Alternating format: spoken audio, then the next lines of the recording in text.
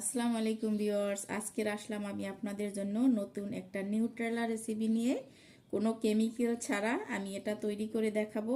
এটা আপনারা 1 মাস জুড়ে নর্মাল ফ্রিজে সংরক্ষণ করতে পারবেন, কারণ নষ্ট হবে না।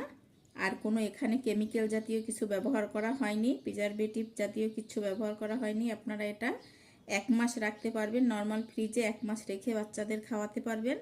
তারপরে আর রাখা যাবে না, নষ্ট হওয়ার চান্স থাকবে, কারণ এখানে কোনো প্রিজারভেটিভ ব্যবহার করা হয়নি। আপনারা বাসায় তৈরি করবেন এভাবে সহজভাবে। যদি ভালো লাগে আমাকে কমেন্টে জানাবেন, এবং আমার চ্যানেলে যারা নতুন এসেছেন তাদের কাছে অনুরোধ রইল আমার চ্যানেলটি লাইক কমেন্ট শেয়ার করে সাবস্ক্রাইব করে পাশের বেল আইকনটি ক্লিক করে দিবেন। আর ফেসবুক পেজ থেকে যারা দেখছেন তারা লাইক কমেন্ট শেয়ার করে আমার পেজটি ফলো করে দিবেন।